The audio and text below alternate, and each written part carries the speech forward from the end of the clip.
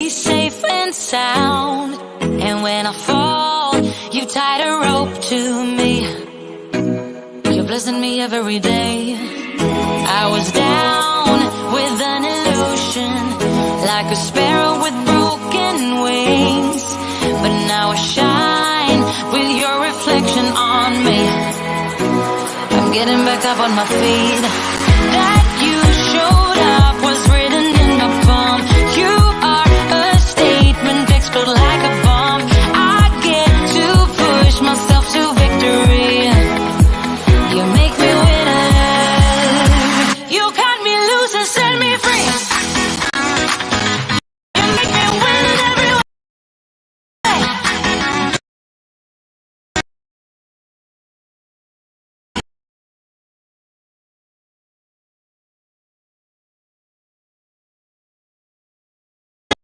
Make me win in every way. You showed me how to spread my wings. Yes, I'm the winner of the day. Yes, I'm the winner, yeah.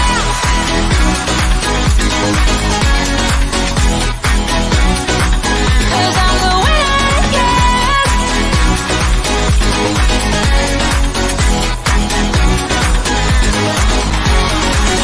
Am I awake or am I dreaming? So far gone.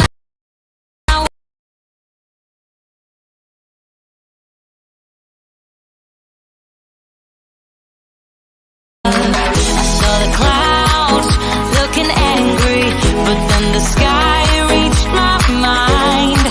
And when I spaced out, I see the possibilities unfolding the way that I want.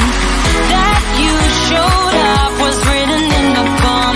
You are a statement, explode like a bomb. I get to push myself to victory. You make me winner. You cut me loose and set me free. You cut me loose. You make me win in every way. Win in every way. You show me how to spread my wings. Yes, I'm the winner of the day. You cut me loose and set me free. You make me win in every way. You show me how to spread my wings. Yes, I'm the winner of the day. Yes, I'm the winner, yeah.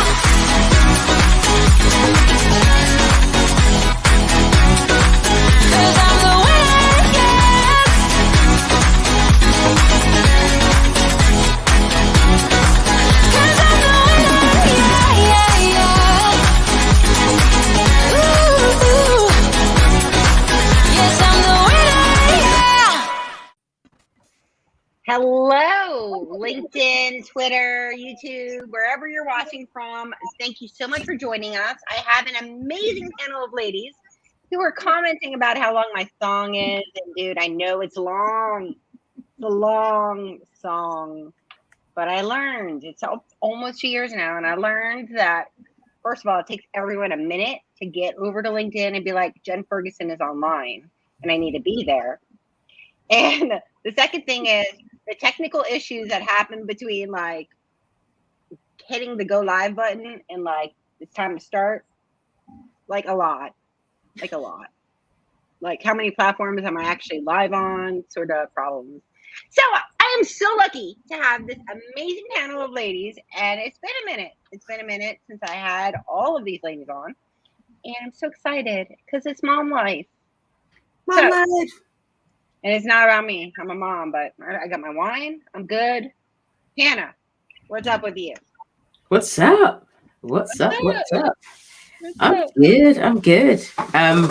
Yeah, I'm all right. Been busy, but it's been a minute. You're right, Jen. It's been a minute. And I mean, it's 10 p.m. here, and every time, Jen, we do these lives. I think the last one was at 12 a.m. And you were like, "Are you sure?" I was like, "Let's go."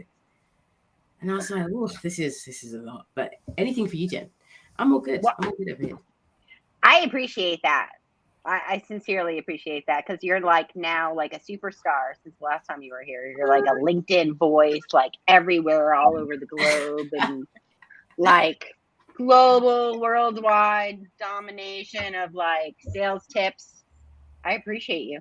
Yeah, I'm just, it's like, I know a lot of people like, they focus on like, what do I do? What do I write? But I just have a lot of things in my head all the time. Like I've got like my iPhone notes. I'm just like, oh, why would people do that? And I'm like, I next do post. that too. I Like, have the iPhone. it's Yeah. bad. I know. It's, All the ideas. like, it's bad. How do you decide Or what it's to put good. out there to post? What do I Because just, I got like I've got volumes in here. How do you decide what's too like out there? Like, I don't know. We'll have to talk about that offline. yeah. I'm like, oof, I'm not sure if I'm ready for that one now. I do the LinkedIn. I do the notes too. So I have like Yes. I have audio note. Like I have all kinds of notes. Oh, Mandy's here. So Mandy's excited to see everyone, and we did have someone in the studio joining us. Just to remind everyone, when I do LinkedIn Live, I post the link for StreamYard in the chat. So if you actually want to hop into the studio and ask a question live or share a thought, you are absolutely welcome to do so. And I'm, just happy to have such an amazing panel of ladies. So let's go around. Everyone introduce themselves, and then we'll talk about what's going on with everyone. How about that? I'm just so organized today. That was a joke. I feel like I've had a very long day. Christine. Hi. Hi. Thank you so much for being here. Tell us about you. Oh, Lord, that's a loaded question. Yeah, so I'm just delighted to be with you. I'm looking around. Shawanda, this is the first time we're getting to spend some time together, but everybody else I've had some one-on-one time, so I'm really excited for that. But I'm looking at all your faces. I'm really happy to be here today. So if we're talking about moms and sales and business and things like that, this was my first Mother's Day as a only mother. So I just went through a transition where I'm recently divorced. So it was a really interesting day for me this last weekend. So just, here to represent when shit goes a little weird. Can we say shit on here? I don't know, but cool. we've said a lot. Yeah. We've said a lot of crazy stuff on here, and I haven't been banned yet. Okay. Where stuff is a little different, and I'm here to just talk about that if that's interesting for anyone. But yeah, just I work with Aspireship. I'm the president here, and having a great time with my team, doing amazing work, and just thrilled to be here to offer any perspective if it could be helpful at all. Oh, thank you. Thank you so much for being here. And it's been a long time. I mean, I went back to look at the video from the first time because I did the very first ladies happy hour with you and the group. Mm-hmm. And it was like October because it was Women in Sales Month, but it was at the beginning of the pandemic, like 2020. And to think now we're in 2022, it's like, that's crazy. So I appreciate you being here. Michelle, you are out there in the world, like you got a new job, you went through a lot of different things, but since the last time you were here. Anyway, how are you? I'm doing well. Thank you. Yeah. So I'll second what Christine said. It's so good to see all of you. And Shawanda, I second what Christine said. This is the first time I'm getting to meet you. So it's so nice to meet you. But yeah, you said it a couple of times that we haven't been together like this, and then you just repeated it again. And I'm sitting here and I'm like, oh my God, it feels like we blinked. I mean, I don't know about you ladies, but I almost have like no recollection of all the things that took place over the last 2 years. It's one big mashup of stuff. And I have to remind myself of like where I am and what I'm doing and like just things. I have to check in with myself. So yeah, but whatever. We're all here and we're healthy, hopefully, and happy, and things are going forward, and that's all we can ask for, right? But yeah, I have a new job. I've been there for 6 months now. Absolutely love it with GWI, and I'm a sales trainer, and it's a SaaS. Yeah, it's a market research and platform, and it's international, and we're in 48 markets, and I get to train people here in the US and over in the UK. And it's so different and exciting, and I'm really enjoying it. So yeah, so far. That's amazing. Yeah. I love being global too. Like getting all the different perspectives and starting to understand some of the differences in how people talk and how people perceive things. And, I think it's pretty amazing. I've been doing that too. So thank you so much for being here. I was watching earlier the clip from like how you ended the last time, like that first episode that we did earlier, because I've got it in sort of, you wouldn't believe the clips I have. I know you. But we'll have to play it at the end. Yeah. Well, that, and I have a song someone wrote while they were online from when Hannah had last joined me. Oh yeah. Yeah, no, I have that song as a clip too. I was like, why is the clips like going, wow, look at all this material. So we'll have to play really that good. later. Yeah. Yeah. Rachel, you've had such a journey. Oh my goodness. How are you? I think we've all had a journey. Yeah, we have. Yeah, We have. we've all had a journey. I'm doing great, thank you. I came back to work finally after a year off to fight the big C and win. And I came back. I did a very short stint as a VP of sales for a startup.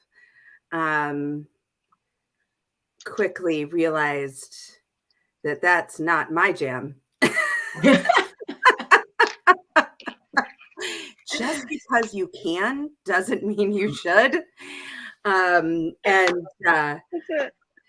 It was one of those things where it's one thing to hear about the misogyny and bro culture in that environment. It's another thing to experience it in that intense of a way. And it only took me like 3 months to fucking like cut it. I was like, oh no. No. I don't have the patience.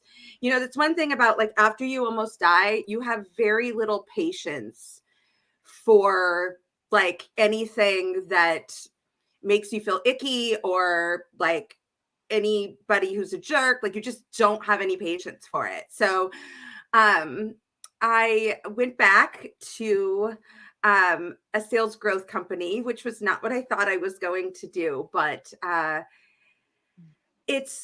I couldn't refuse Keenan when it's like my dream job. I remember when I first became a sales trainer, I said my dream would be the person who trains the sales trainers. Like I want sales trainers to be better because nobody ever does that. And most of them are mediocre at best. Sorry, I love you. But the opportunity to like grow like an army of just like the world's elite sales trainers teaching the absolutely right thing it's just been the greatest gift, and my like creativity resources are going crazy. And my other update is I got engaged this weekend. Yay! Oh my God, that's amazing. Yay! After 6 years. That's amazing. I know. It's very exciting. Amazing. So excited. That's wonderful. Yay! Well, congratulations about that. Thanks, and I bet you it felt like coming home, right? It felt like coming home, going back to for like yes, it definitely feels like coming home. It's like they're all a bunch of weirdos, but they're my weirdos, and and they know me, and I love them, and it's great. Yeah, that's amazing. I'm so happy for you, and I'm you. Sorry you experienced the bro culture. I'm sorry for that. I'm glad that I did. I'm glad that I did. The recognition of knowing what you don't want is valuable. Like I went through I got a scholarship to a VP of sales program, right, during the pandemic. And I went through it and I'm like, this is amazing. I've learned so much. I absolutely never want to do this ever in my life. And I'm like, okay, so what am I really good at? And I'm like training and coaching and speaking and like, just doing interactive things. And so I totally just like, I hear you. The irony is the not sales job is supposed to be coaching and teaching. But That's unfortunately, most of the CEOs haven't figured out that that's what their actual job is. It's the bureaucracy. Yeah. Right. It's the, do you have the political equity to get the job done that you need done in order to do make the results that you need? Right. You can see it all. It's very frustrating. You can see it all in front of you. It's like right there. And you know what needs to happen. But you need someone to let you have do the it. political equity to get it done. Is like the worst possible place to be in your life. In your political equity is an interesting phrase you're using. I think we should. That's a very interesting phrase you're using. I've been there. I've been there, girl. It took me a long time to go, if I just had the political equity. If people would just let me do what I know is the right thing, they'd be amazed at what would actually happen. How do you get the amount of books I've read or listened to on how to get buy-in from stakeholders to do your job, to do my job is ridiculous. Yeah. But I know how to do that now. You're in a big organization, so that's important. Oh, it is. And I'm really, I'm happy, like I have a new job since, last time we all met for Ladies Happy Hour, but I'm, things are good. So I'm glad. Heck yeah. Global onboarding at Salesforce, like boss. That's I'm not happy, a but job. Shawanda here is a Salesforce Sales Cloud influencer. Ooh. I don't know if you all know that. What is that, Shawanda? What is that? I don't know what that means. What is that, Shawanda? Yeah, so so as I think everyone can probably tell, I'm a newbie of this group, but by far not a newbie in being a mom or being in sales, I must say. But the Salesforce or Sales Cloud actually came out, I guess, starting last year, if I'm not mistaken, with sales influencers to follow per year. So I think it started in 2021. And then they just came out with the list in 2022. And so there are 29 of us on that list. And I am fortunate to be one of those influencers, which amazing. I am totally excited about it.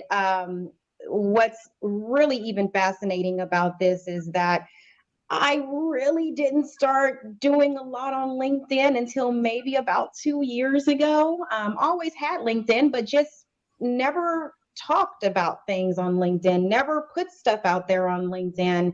And it's just amazing that, kind of once COVID hit and I started just putting random stuff out there that, Sales Cloud was looking at me and, coined me as one of the sales influencers. And so it's one of those things that, your parents probably teach you as you're young, that you never know who's looking at you. You never know, what a smile can do for people on your face. And so I am definitely living and breathing the inspiration that my parents, drove down into me as I was young. And I kept thinking, of course, as I was young, Mom, you don't know what you're talking about. Dad, you don't know what you're talking about. And now I'm like, whoa, they didn't know what they were talking about.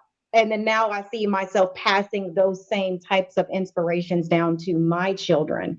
But I am extremely happy to be here. I want to give big ups to Hannah because at 10 p.m. my time, I am turning over on my left side in the bed. So you, my friend, are the real MVP being on a call, This is my LinkedIn hologram. I'm not here. I'm in bed. This is a hologram. Yeah. I don't know what you guys are about. You got your own virtual background there, and it's you, and it's interactive too. I love it. It's also great to meet Christine and Rachel and Michelle. Trust me, we will be LinkedIn buddies after this. And I am just excited to be on this LinkedIn Live. So Jen, thank you so much for inviting me, and I am ready to get into it. Yeah, and I gave you no topic, no prep, nothing, and everybody's just here. So, that worked out really well. Unfortunately, Catherine hit her knee and is not, and Veronica's a new mom. So Baby boy. She shows up, she shows up. If she doesn't, she doesn't. It's totally okay. So I'm Yes. just grateful for us to be together and for me to have one because it's been a day and productive day. But it's like I'm going on vacation on Friday and gonna be gone for like the next following week. So like legit 9 days. And so I'm like trying to get like rushing to get everything done to like take a digital break. But Good for I you. feel like people on LinkedIn probably think I've been on a digital break because I've been a little quiet. So tell me, what is top of mind for you ladies as moms in sales? I want to know more. What's going on with all of you? I'd love to hear, not to put you on the spot, but I'd love to hear Christine share about like that transition from like to going to like single mom and trying to juggle it all, like that kind of that transitional phase. If you're open to talking about, I think a lot of women, I know I've been there. So I think a lot of women would love to like hear from you. Okay. I don't know how helpful it will be. I will say this transition has been like many transitions in my career. Like, so it's kind of interesting. Like I often think about the way that like my worlds intersect. Like I definitely am not one that has everything compartmentalized. Everything is integrated for me. So a lot of things that I learned from being a mom and my kids and things like that show up for me in business and leadership and different things like that. So I've been thinking about this journey, and I will say this, like just kind of what we were talking about a few minutes ago, like getting equity and having buy-in and doing different things like this. It all comes from being a really, really intentional communicator. And I will say this, is that the hardest conversations I've had in my life, in both career and in personal, and with, my relationships with my ex, as far as my relationship with just all the people and the family. And, we were together 20 years and have 2 strong, beautiful boys that are 16 and 14 and trying to create, co-create something that works. And I think really, if I could say anything, it is about working toward co-creating something that's workable for the outcome that we're looking for. And I think anytime I've made a transition in my career, anytime I've had hard conversations in my career, anytime that I've had to get buy-in or do different things, when I'm focusing on the outcome is not about me being right. The outcome is about this, or I want to move this initiative forward. And I don't really care how or what I have to do as far as from my ego perspective in order to get this outcome. I can do so many things and be so many things and say so many things, or not do any of that if the outcome is there. And the outcome for us was to create a really wonderful environment that we can still co-create together with our kids. And how can we parent and balance and work together? And then like I think about business, it's very similar for me is, if I have something or a concern or movement or something that I need, it's like, what can we do? How can I communicate in a way that allows for everybody to feel heard, everybody to feel seen, and to give input? So our kids did help create a lot of things in this, and we asked questions and said, what would feel good for you in this? We don't have this quite baked. These are our thoughts. These are our considerations. How do you feel? And they came forward very quickly and said, this. You can't live, you have to live in the same neighborhood. You have to do these things. Like, these are the things that are really important to us. And we were like, oh, okay. And so we worked on how we could make that work. And I think that sometimes the way I go into things or have gone into things before is with this is the way. This is the way we're going to get it done. And actually, there's so many ways of getting it done with the outcome still possible over here.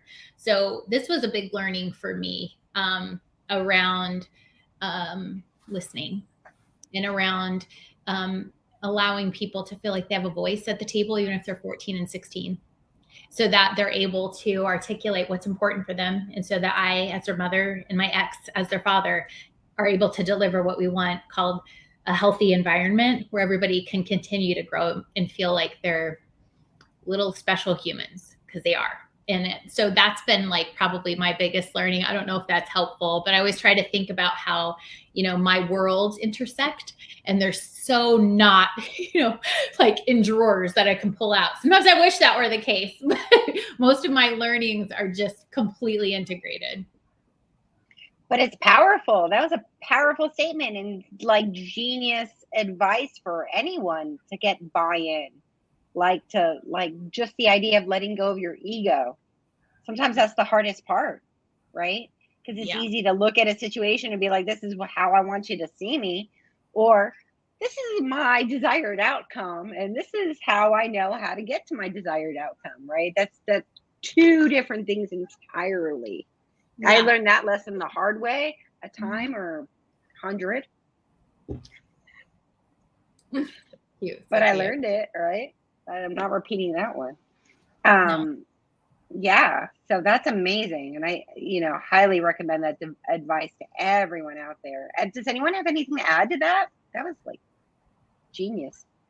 I was just thinking, like, what that was bringing up for me is like, how like women like will, like, if you're like a stay-at-home mom for a couple of years and you want to re-enter the workforce, or like whatever, you're just a mom professionally in general, and people sometimes don't like understand the transferable skills of being a parent and a mother to business.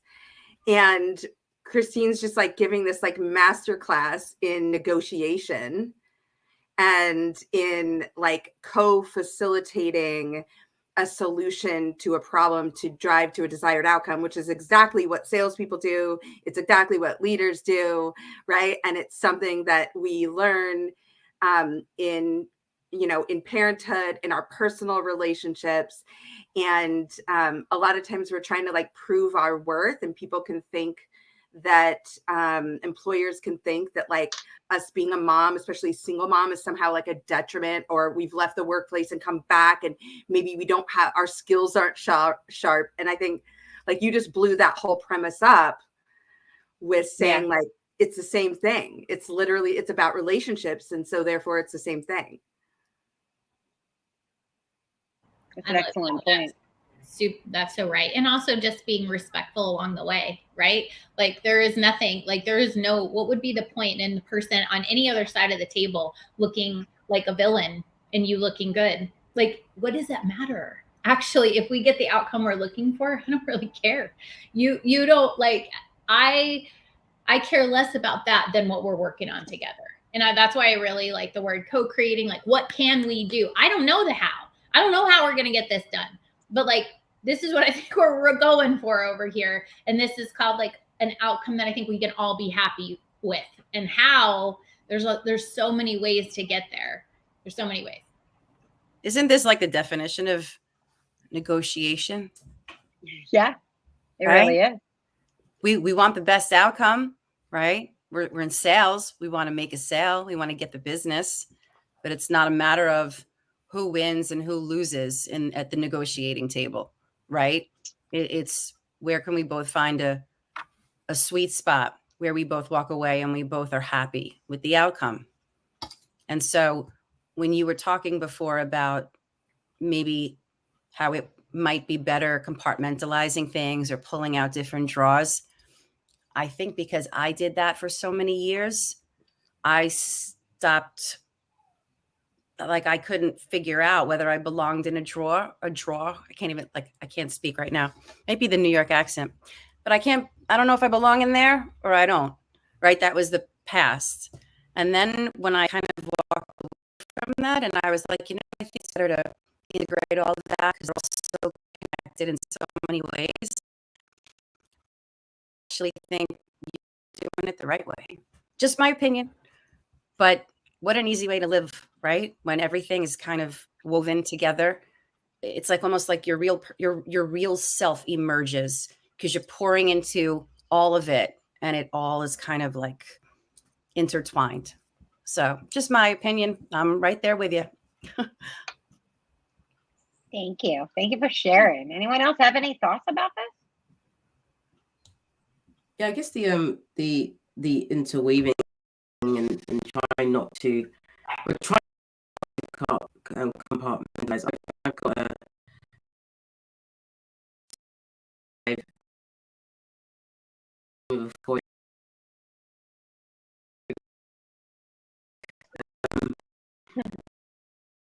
there's a clip I posted. It's my Instagram or WhatsApp state. I need to go to sleep. That's what he says to me. It's really funny, but he bosses me about all the time, and it's funny. But like, it's before. I think we firstly we underestimate our kids, right? They are very smart little human beings. From the moment they can start to string together more than sort of 6 or 7 words, they pick up a lot, and they can articulate a lot. And it was just having more open communication with my little boy as to like, hey, this is what work is like. This is how the world works to some degree. And so now he thinks every time he has pocket money, you don't have to work now, mommy. I got money. It doesn't need money, just ask. But it's money stuff and stuff. But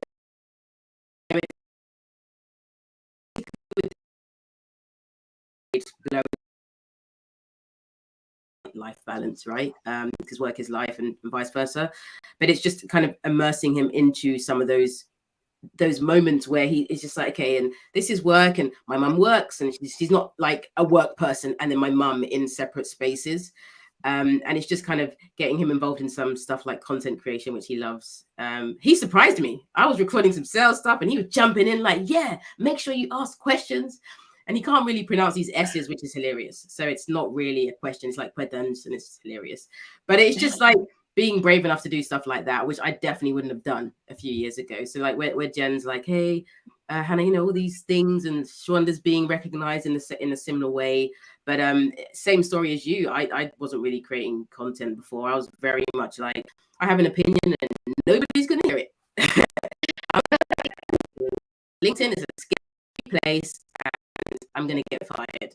That's all I used to think back in the day, particularly working for really big companies, being part of bro cultures and all the things that we talk about on these lives. But it's just interesting when you do start to share an opinion, and it kind of just unravels with that kind of, I wouldn't call it brave, I call it probably courage to just speak up and exist in spaces where you belong, even though you feel like you may not have at a time.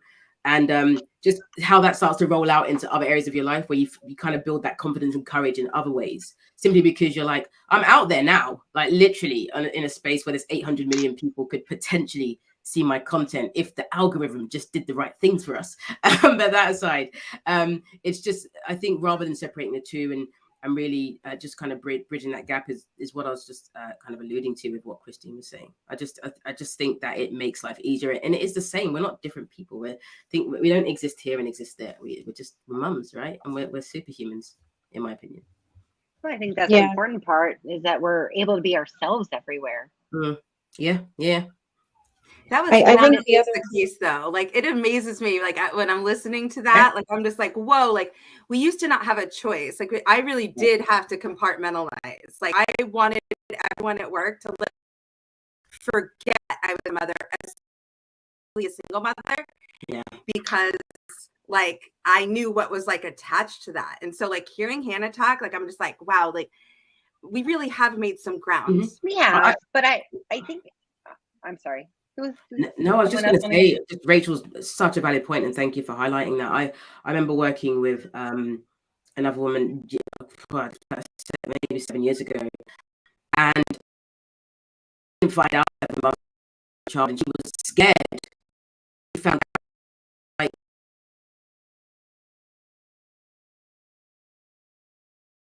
like offsite, so we're in a different country, and it just slipped. And I'm like, this is crazy to think that you. And I was like, why don't you say? And so I just didn't think I'd get the job.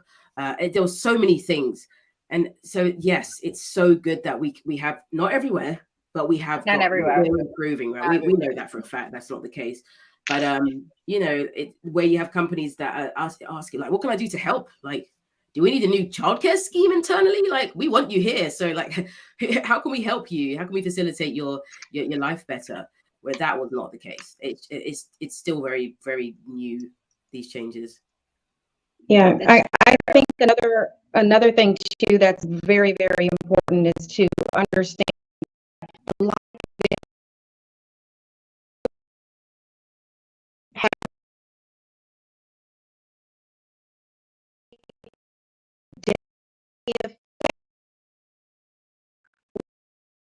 going on in our work life at that we're standing, you know, these feelings that we're having, and depending on, you know, again, who you report to or your boss, if you need to have these conversations, then you do, right? So they know that, hey, I may not be performing as I should because I'm going through something right now, but give me some time and I'm going to get through this. You know, it's not that I'm never going to be the same. I am going to get through this, and having a support, you know, at your job to help with that makes a big difference. One of the things that I think I can say from COVID time period into now, I think that because all of us were remote and we were all going through this new thing together, I really do think that we are going to become more empathetic to each other, because think about been on Zoom inside our colleagues' houses, our colleagues that are internationally around the world, maybe not even just in your office. And so that's a huge benefit that I think COVID has brought on. I No, loved everything Shawanda, I loved everything you just said. I'm sitting here like I'm beaming. I'm like, yes. Yep. It's awesome. It's an awesome thing. It really is. It is. While in some ways we have a long ways to go, I think empathy and just like care and concern for each other and wanting to get to know each other on a more personal level has definitely changed, you know, because we're not in person anymore, right? Like I think maybe not working harder at it, but just being more intentional. Would you agree with that? I do. I do completely agree with it. I do to an extent, but I sometimes worry about like the people who aren't us. Like, all right, like this happened, and I went out. People who aren't us all who the aren't time. us. This is what I mean. Like we went, like it happened, right? I'm a very social creature, and I think about the fact that like my best friends in my life, which as you get older, your circle just like continues to shrink, and in this really fabulous way, right? Because like the only people are left are like your fucking golden girls, right? Like they're the ones who are going to be there like wiping your ass. And so Christine's like, can we say shit? And I'm like dropping F-bombs. Hi, Rachel's here. But like I just like I look at, you know, I have four women. They are my entire life. Like I got my kids, I got my dude, and I got these four women. And I don't have any siblings, and I did not win the family lottery. My family sucks. But I got these four women, and they kept me alive when I was sick. And, you know, one of them, like her husband just freaking dropped dead in the bathroom last week on their 23rd wedding anniversary. And I stayed at her house every single night last week, like cuddling her and holding her hand because she hasn't slept alone since she was 15.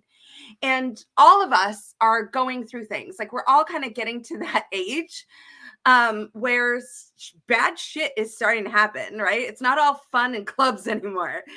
And I met every single one of them at a different job. Like I met every single one of them at work. I just got engaged. Guess what? I met him at work, which we have to have a conversation about that. This is a conversation I need to have at some point because like we're all like the don't hit on me at work and we need to have these boundaries, blah, blah, blah. But then there's this weird thing where like 60% of people that are married met at work, and like we need to figure out like where that line is and how we fucking have that conversation instead of ignoring it. But we'll save that for another live. It's the water cooler. It's the Rachel, water cooler. you might be the person who gets me banned from LinkedIn. No, it's okay. You know, like that's okay. I totally accept that. And then, you know, I wasn't meant to do that any longer before my second anniversary. That's okay. There you Like, go. Sorry, go ahead. Sorry. I had Tara Furiani on who what book did she write? Fuck Your Office Snacks, right?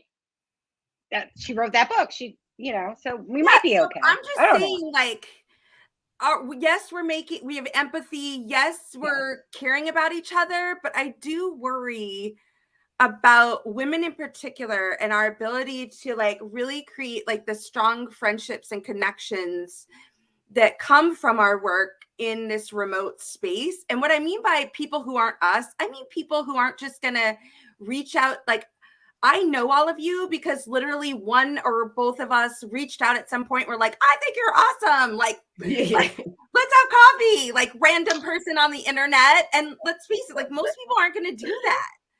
And like, and you people like on this call, like Michelle, Jen, and Christine, like I'm just knowing Hannah and Shwana, but like literally like when I was like almost dying, it was like your messages and your love, like that was like on some days like keeping me in the fight. And I've never met you in person, but other people might not be like attuned to forming those relationships like virtually, and I do worry about what that is doing to women's mental health. I think if I personally didn't meet most of you, right, pre-COVID, I can't speak for all women, but I can say on my own behalf, I don't think that it would have gelled. I don't think it would have had the same outcome. I think it's more of a, how do I say it? Reaching out and informing and, you know, building that awareness of support and having a community. I mean, I think about all of the things that I didn't do. I mean, I've been in sales for going on 17 years. It wasn't until probably 2 years ago that I even realized that there was a gender gap in sales. And it's like, that's because I feel personally myself, I was naive to know that, you know, I was hitting target, coming home, being a mom, having a good time, going back to work, you know, just that. And it took someone to say, do you know that there is a very low percentage of women in sales? No, actually, I didn't think about that. Oh, and by the way, did you also know that when it moves up to sales leadership and then looking at women of color, it gets even smaller in percentage, right? And so I think it's about the building awareness of how to, you know, speak up, speak out, gain a support system, you know, when and if you can, right? And then you meet certain people and you start just talking to them and making them feel, you know, comfortable. And then they start doing the same thing and they start paying it forward. They start talking to other women. And I think that is the only way that we're going to be able to take that group of people that wants to just stay internally and, you know, not get help. That's the only way I think that we're going to be able to try to hit as many people as we can with love and kindness and support and, you know, anything that they need, just giving them an outlet, right? And it's going to take time and it's going to take, you know, more of us No, definitely. Yeah, no. that message. 100%. I mean, like I go on a podcast, the amount of people who reach out that just need help, mentorship, just a conversation, right? Yeah. Like, let me just tell you my problems. And I agree. I've had the same problems, and just talking about like the possible solutions or strategy on how to focus on the outcome, right? Right. And how to strategize, how to get there is, you know, for every podcast I do, there's a good dozen. And I'm like, I don't have all the time. Having like an army of women who are ready to support and mentor others is like what we need. Yeah, it's fine. That's a good point. I get a lot. So I tend to share stuff on LinkedIn. So I try to take many perspectives: buyers, salespeople, junior reps, sales leaders. But I'll often poke at a lot of the things that we know are bubbling beneath the surface that people don't usually speak about, like when it's not a salesperson's entire fault if they failed. And that comes from a place of experience in being in roles or in companies where I've not succeeded and being like, I mean, I'm going to hold myself accountable, but man, marketing were shit. Like, what the heck is going on there? This whole, like, I mean, there's a bro culture, but there's also cliques that are women and men inside organizations where it's like the politics that exist here, it's not even worth it. Like, there's no penetrating that. You guys you've been there 100 years. You're all mates. Nothing's going to work here. You're doing your thing, and you won't tell your friend that they're really, really bad at sales or marketing. You're just going to keep them there. And it's crazy, but that exists at a lot of organizations. So I'll talk a lot about that, and I will get flooding inboxes. I'm experiencing that right now. And it's from very big established companies that we're all like, I wish I could work there. It's like, my sales manager doesn't know anything. They do this, they do, and like literally just keyboard warriors all the time. And it's like, okay, let's take a deep breath. So to your point, Jen, you make a comment or you show up somewhere and the people are like, I need your help, I need your mentorship, I need your support. But I just wanted to touch on something that Rachel spoke about, which is around just that lack of tolerance you get when you are in a situation where it's like, this is life or death, and I don't have any patience for things anymore. I'm not going to wait around to see if watch it go wrong. That same switched on for me, I think, when I became pregnant with Gabe. I just had this new wave of, I don't care. Like, I'm literally just going to I'm going to be much more intentional. I'm not going to tolerate certain things and just have much more courage in like the decisions and actions I take. So it's like, you get pregnant and you're like, let me just make sure I'm a bit more considerate with things I'm doing. I was like, forget it. I quit this job. I'm doing here. I'm moving there. I did all of those things. I was like, I'll figure it out. I'm literally a person to just throw me out in the sea and I'll swim somehow, even if I can't. Right. But I'm like, I really want a lot of people to have that crisis moment in like the first 5 years of your career. Right. That's important. No tears, no breakdowns, no depression, no terrible, no sexual harassment cases. Like the moment you feel like something isn't right, being like, this isn't right.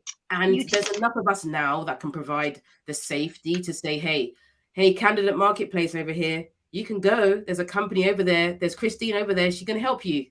She's going to help upskill you and get you into the right role, right? So it's like, I just see, like, I literally have sat in spaces and it got to the extent where I was like, I'm not even going into the office anymore. I can't go into that environment anymore. I'm being like, I just feel so uncomfortable, but I sat there until I had like the right opportunity came up. But it's a different marketplace. It's a different space now. And I just want more people to, particularly women, like to let that click, that feeling you get, it's okay. Like it's safe now to leave and move out of those uncomfortable spaces. Like the mothers, the single mothers, those odd comments that we hear, like, are you sure you're going to cope? And all that rubbish that I've heard.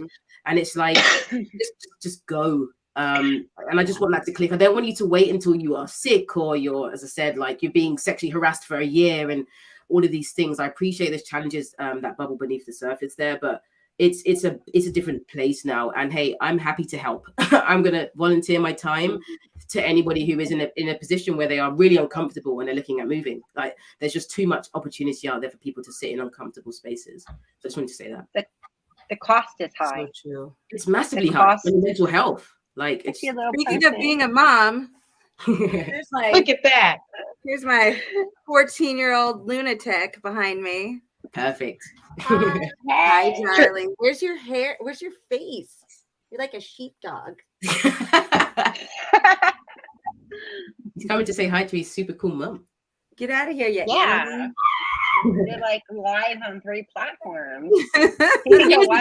2 years ago, Rachel will be scrambling to the door. Oh no, Oh no, don't come Right? in. I'm like, people can see my kid. Right? There's And it's not like something that to be said anymore. about that, though. There's something to be said about that. So over the Yes. last 2 years, when your dog is barking and your kids walk by and they pop their head in, you could be talking to anybody. It doesn't matter, you know, whatever level they're on the food chain.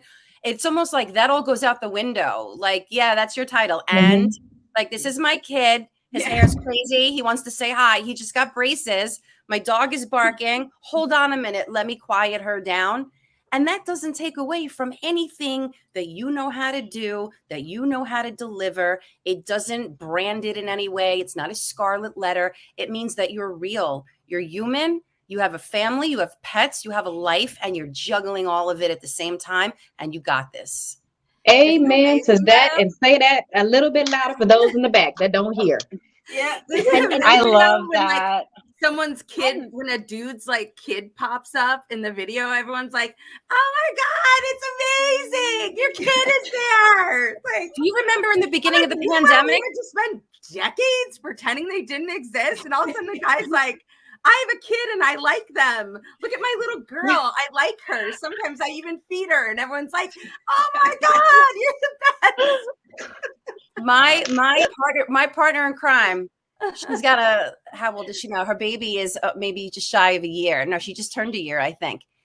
And she will get on a Zoom, like she'll get on a meet, like she will literally onboard people, like 10 people, and her daughter will start to scream, right? Or cry, because that's what babies do.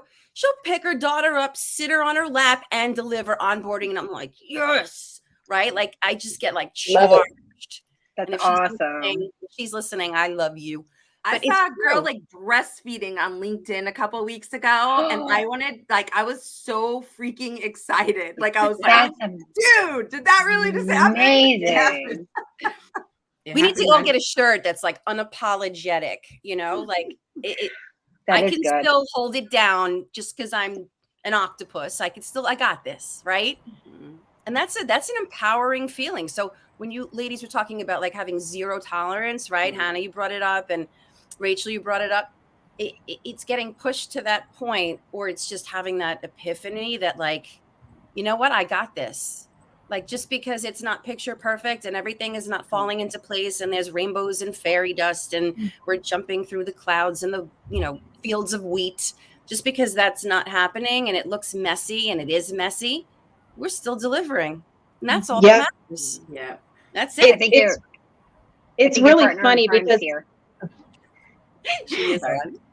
I think it's really funny that, you know, years ago I used to be like, okay, you know what?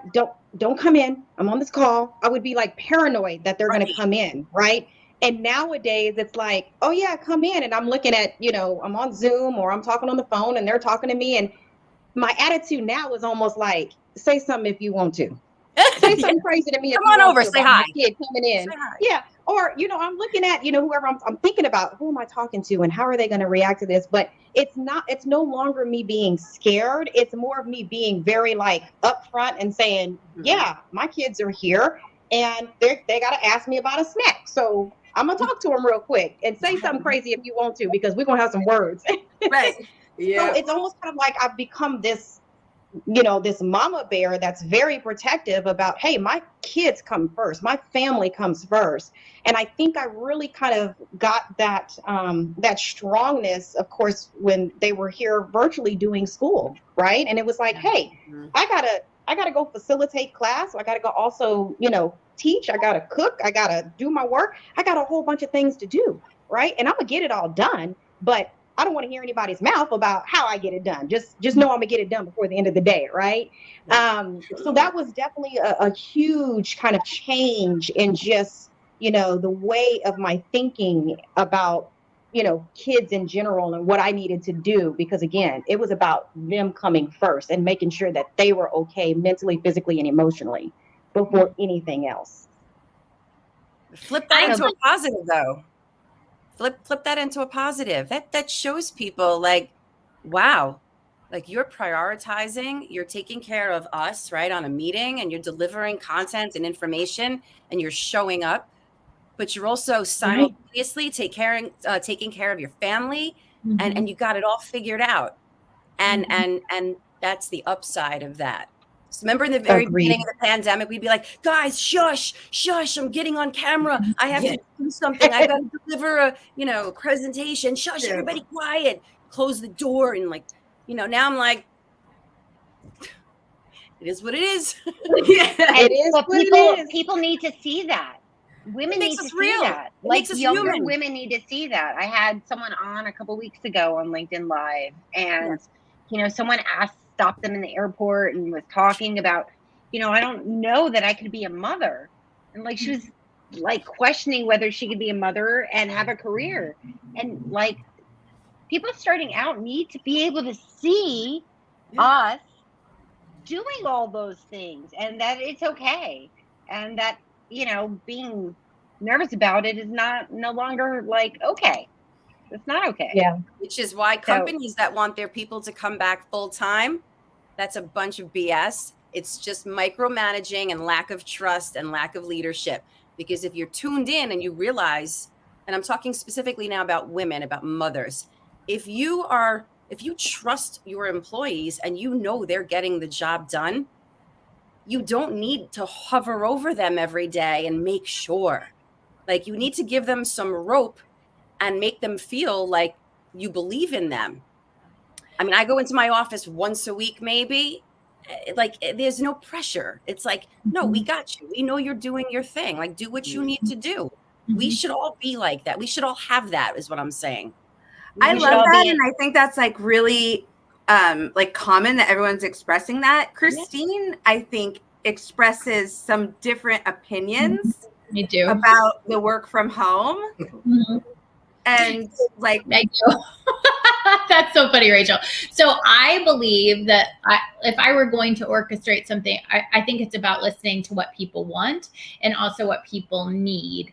And I'm interested because I hear a lot of this where I have some people new coming to this environment or sales, and they're like, I'll only take remote. And I'm like, there is just as much of a problem, I believe, with that sentiment as well, where it's like, I literally have people turn down opportunities where the headquarters is 5 minutes from their house, where they're like, hey, we want you to be able to come in when you want to and to create some things and to have, gosh, there is such power in listening.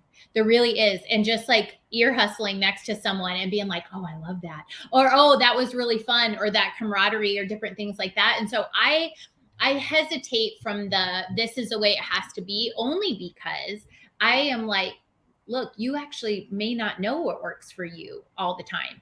And being around some people is different. And I think one thing you're touching on is really about the perfectionistic image that we have held ourselves to. And we as women and others, men included, but I would say, speaking, I can tell you, anytime I dressed differently when I would be interviewing for my teams. Like I wore the highest heels I had. I wore the crispest outfits because I was the only woman in the room. I happened to be the one in charge, but they would all talk to my managers who all happened to be men. And I was like, and here's the thing, I had amazing men. I have actually not had much of the toxicity that has happened. And yet I know it happens. I appreciate it, but I have been really supported by wonderful men who have uplifted me up. And I've had my share of bullshit too. Like, let's not get it wrong. But literally my managers would be like, you need to be talking to her, man. At the end of the day, who are you talking to? And I would say, I think we're done. Don't you? And they go, we're done. Yeah, get out. You like literally, and so it was like teaching. So one thing I would also say about the conversation around just leave, I have often thought there are some really wonderful people here and really good men here who will learn from me. And if they're open, I will be a little uncomfortable for the sake of, I know I can make an impact here. Now, if you can't, you're done. That's it.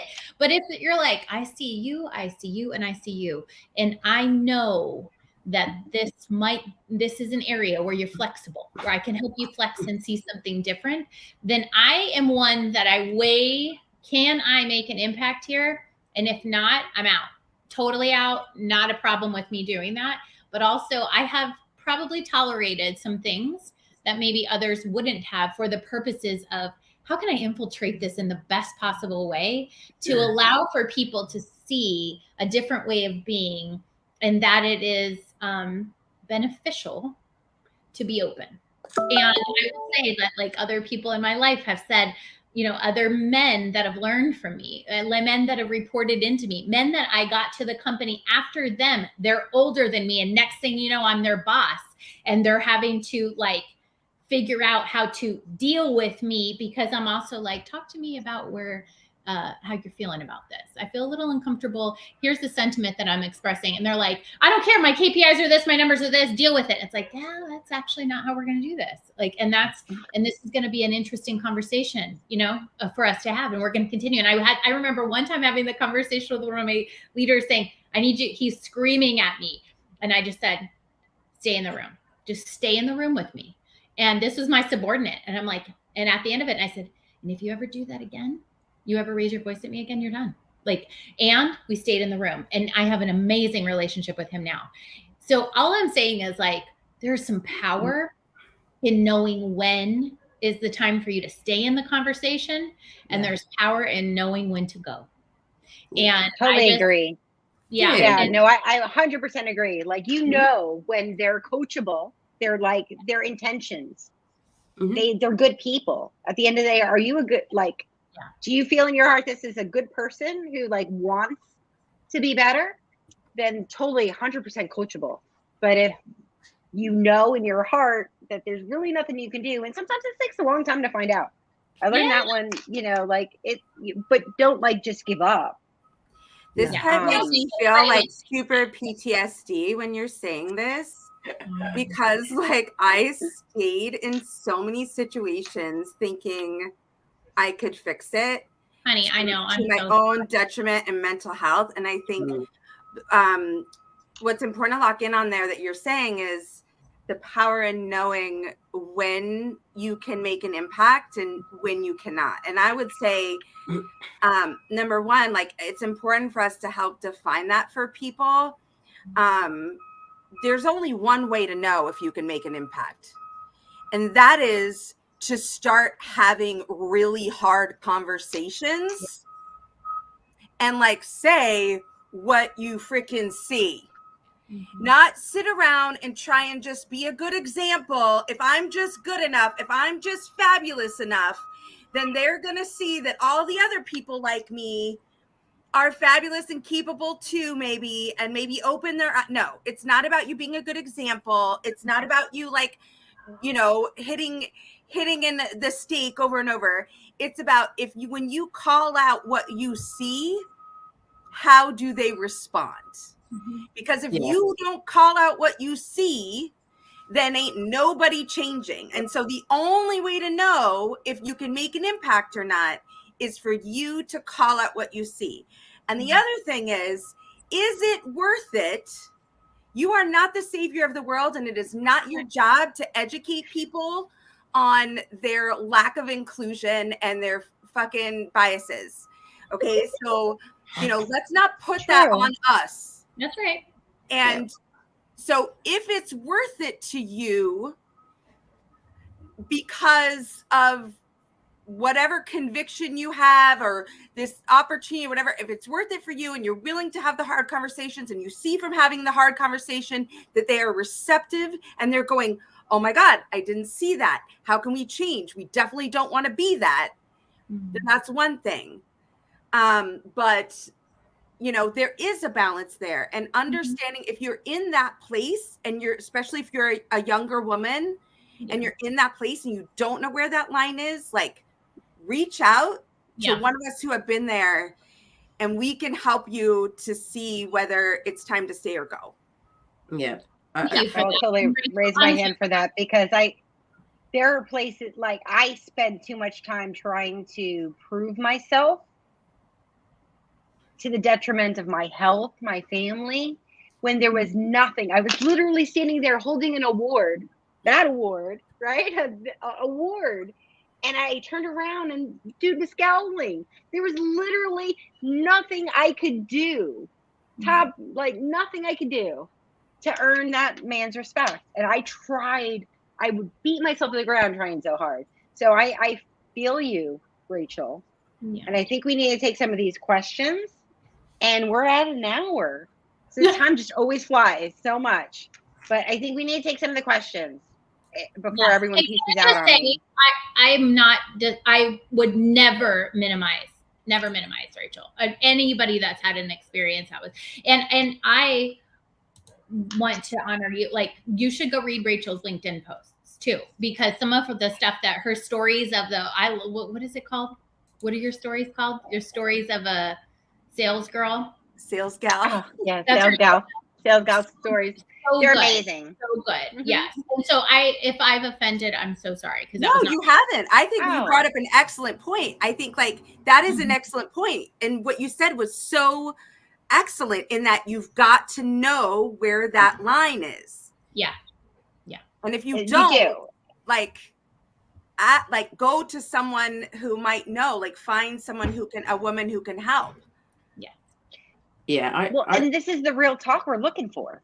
Yeah. Right. Oh, and I appreciate it very much. I just wanted to make sure, like, I love the shit out of you. Like, and I respect all of you very much. So I would never. Hannah, what were you going to say? I'm sorry.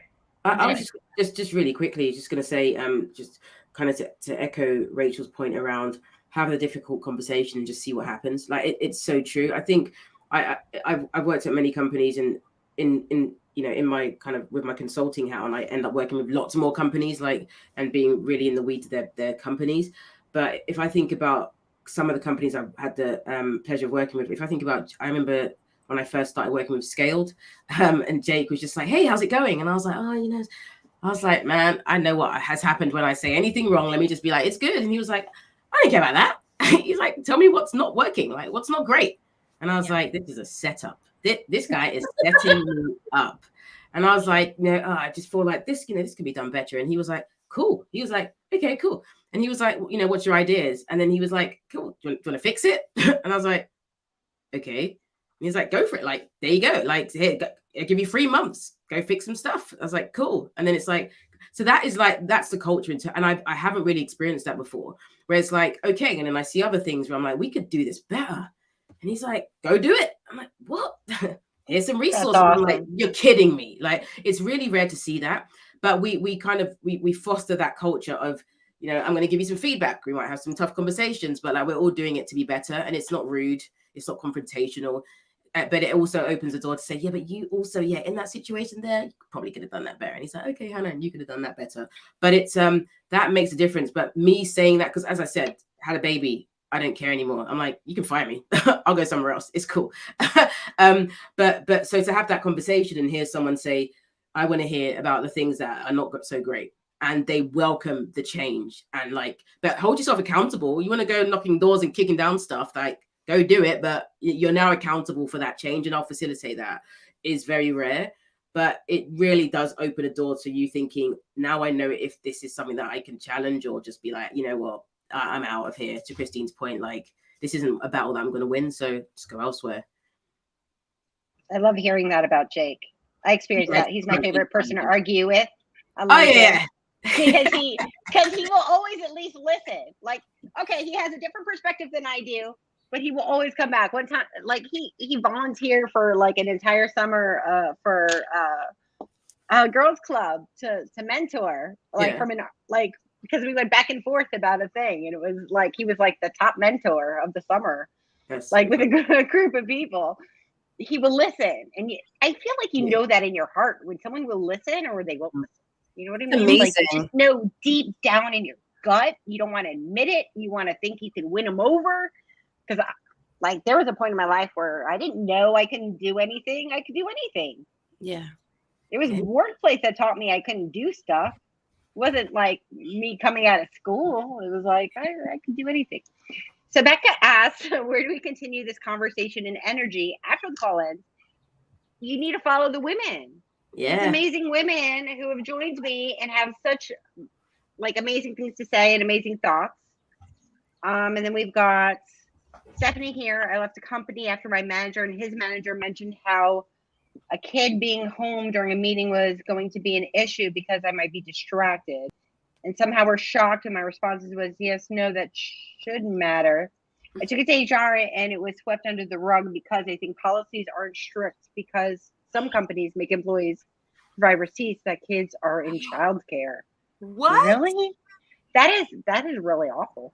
Well, you know what? I will say that this was prior to COVID.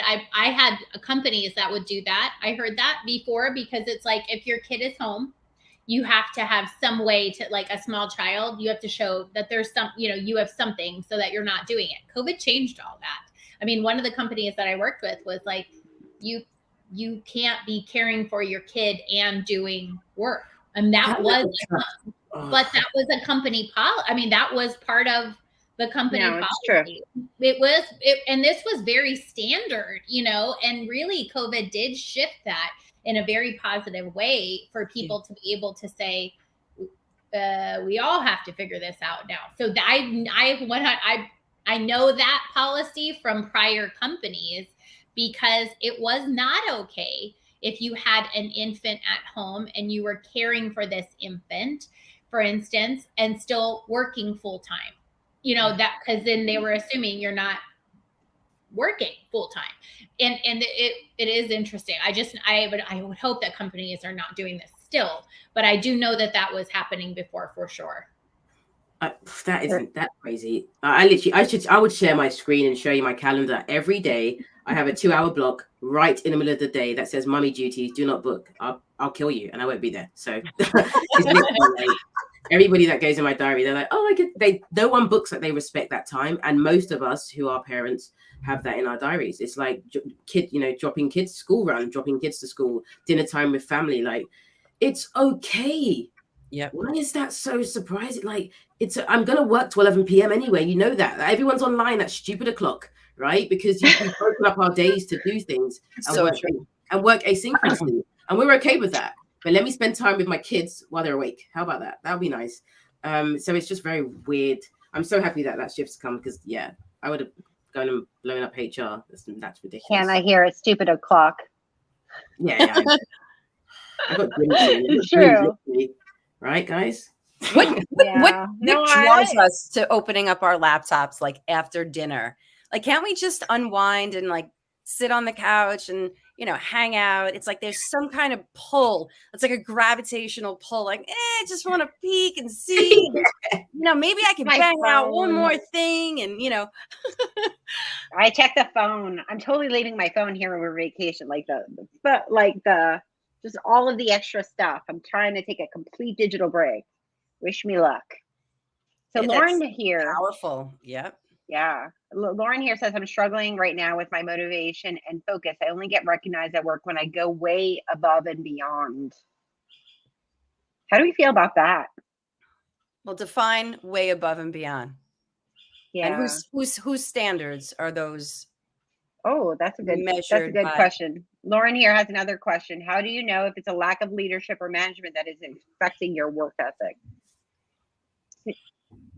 I think Lauren, good. No, Shawanda, go. No, I was going to say she asked two very good questions because she talked about first, she's not getting recognized unless she goes way above and beyond. And then also, how do you know if it's a lack of leadership or management? I think one of the things that you can definitely do is have a one-on-one with your direct manager, right? And make sure that they understand what you're doing and that they, maybe just ask them, hey, what does it take to get recognition at this company? Just be bold and see what they say, right? But also compare, are they recognizing others and not recognizing you, and I would have like at least 2 or 3 of those conversations and kind of let them know how you're feeling. And if things are not changing, then you probably then know it is management or it's leadership that is not helping you with that motivation and focus. And maybe it is time to move on or move out, right? If you have colleagues that feel the exact same way that you're feeling, that's another sign that it's probably a lack of leadership or management. Because as a leader for a team, your goal should be to motivate and to, inspire your team to, hit goal and actually grow. But I do know that there's a lot of sales leaders that call themselves leaders that are really just micromanagers out there. And you're seen as a number, not a person. And as a leader, you should be seeing your team as, not a number, but an individual that needs to grow. And you need to understand, what is my team, my individual team members, what are their motivations? Because it may not always be money. It could be, listen, I want to be able to just work from this time to this time, and I want to go home and be with my family. I don't want any meetings after that. I don't want to have any stress after that. There are just so many different motivations for people. And so I would at least have a conversation with your direct manager a couple of times to just see if things are changing after that. And then if not, then you kind of know your answer right there. Yeah, that's excellent advice. And, this has been amazing. That, Lauren, be sure to follow all of these ladies. They all have amazing advice, and reach out if there's anything we can do to support you. Nicole, who's also in the chat, has been in a similar experience because I've had a one-on-one with her. Reach out to her as well.